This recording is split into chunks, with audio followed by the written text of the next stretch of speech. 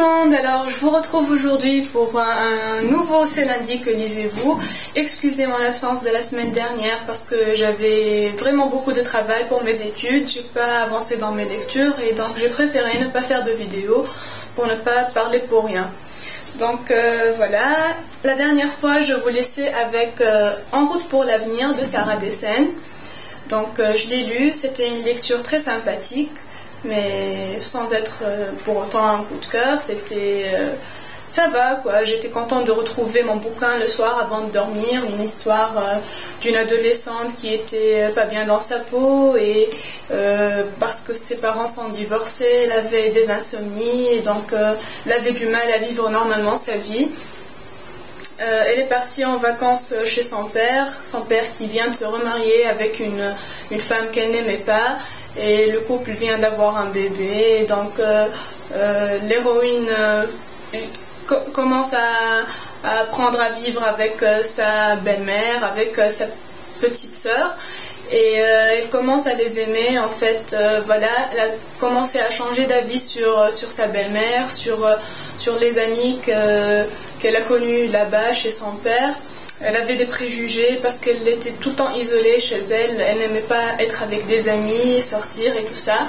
Donc elle avait plein de préjugés, elle voyait une personne, elle la cataloguait rien qu'en voyant comment elle était habillée ou quelque chose comme ça.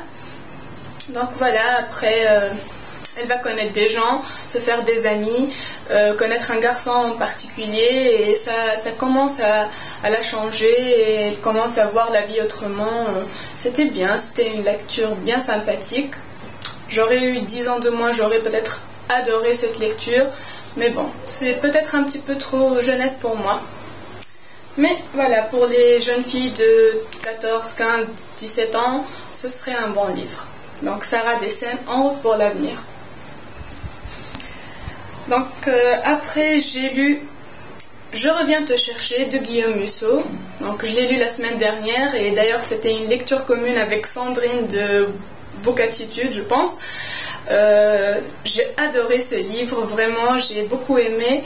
Guillaume Musso, je l'adore encore plus après avoir lu ce bouquin. J'avais déjà lu 2 livres de lui que j'ai beaucoup aimés, Seras-tu là et L'appel de l'ange, et là ce livre il a dépassé les 2 autres. Je le mets en tête, c'est mon préféré, j'ai adoré. Donc pour l'histoire, c'est Ethan, un homme de 38 ans qui est un thérapeute très connu à Manhattan.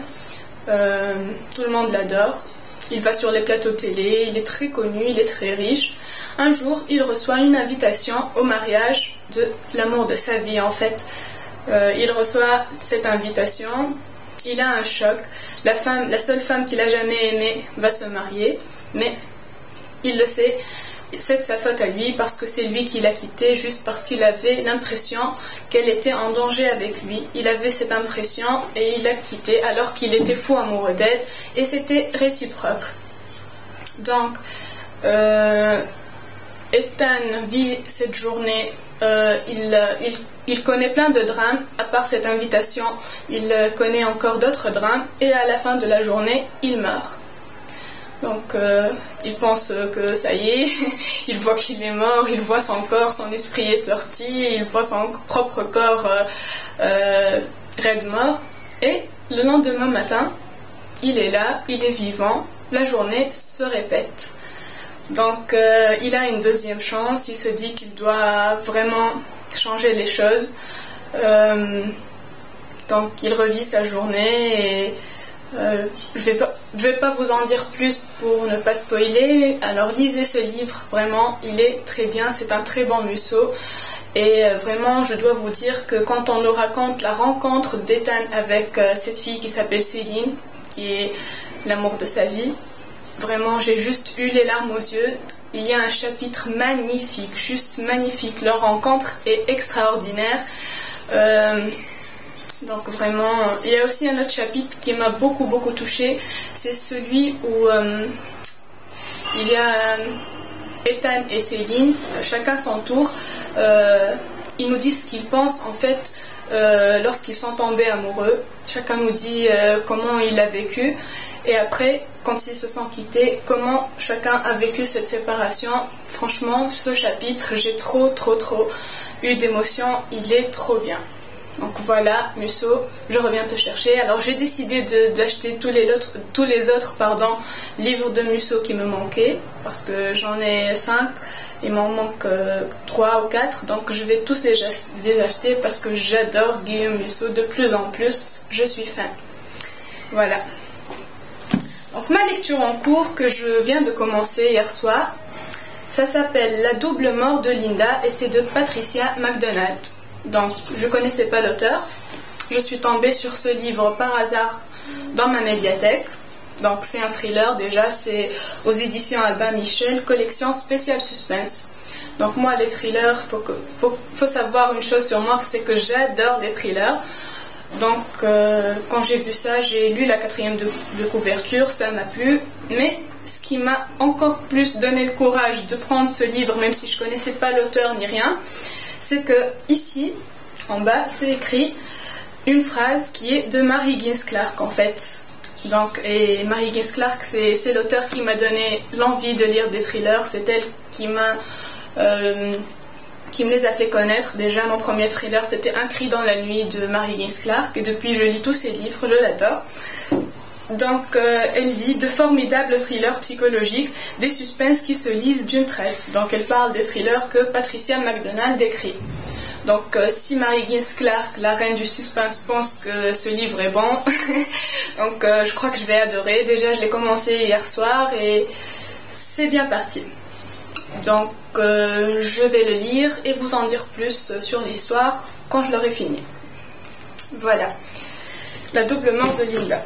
Donc après, puisque je lis un thriller, après un bon thriller, il va me falloir un bon chick lit. Donc j'ai opté pour Les Tribulations de Tiffany Todd d'Isabelle Wolf. Donc j'ai quelques chick lit dans ma palle et j'ai opté pour celui-là, comme ça. Il paraît que c'est un bon livre de détente, une célibataire qui cherche à se caser comme d'habitude. Donc voilà, on le voit déjà sur la couverture. Isabelle Wolf, on dit que du bien d'elle, donc je pense que ce livre va être bien. Donc voilà, ce sera ma prochaine lecture. Voilà, et puis je voulais vous dire que cette semaine, enfin la semaine dernière et cette semaine, j'ai acheté 2 livres. C'est bien, je me contrôle bien, j'essaye de diminuer ma palle, même si j'emprunte un peu à la médiathèque des fois. Donc, mais il y avait 2 livres que quand j'ai vu, je me suis dit, je peux plus m'arrêter, je peux plus patienter, il faut que je les achète parce que voilà quoi. Donc déjà il y a Le Chuchoteur de Donato Carisi. Ce livre je le voulais depuis un bon moment, donc je pense pas qu'il va faire long feu dans ma palle. Je vais le lire très bientôt, donc si ça intéresse quelqu'un de le faire en lecture commune avec moi, qu'il se déclare. C'est un thriller qui est dans la 4e de couverture, m'attire vraiment beaucoup, donc j'ai très envie de le lire prochainement. Donc voilà, j'ai acheté Le Chuchoteur et je vais le lire, donc si quelqu'un veut bien le lire en lecture commune avec moi, ça me fera plaisir. Et puis j'ai acheté le Millennium, le tome 1, Les hommes qui n'aimaient pas les femmes. Alors Millennium, cette saga, tout le monde adore, beaucoup de monde en a parlé, on a dit du bien, donc voilà. Je l'ai vu, la dernière fois que je l'ai vu, je me suis dit, je le prends, je vais commencer cette saga, il est grand temps. Donc voilà, ce sont mes 2 achats de cette dernière semaine, ça va quoi, j'ai pas trop acheté, donc je tiens mes promesses. Donc j'espère que vous avez eu de bons moments de lecture cette semaine et que vous en aurez encore. Je vous dis tous à très bientôt pour un autre rendez-vous. Bye!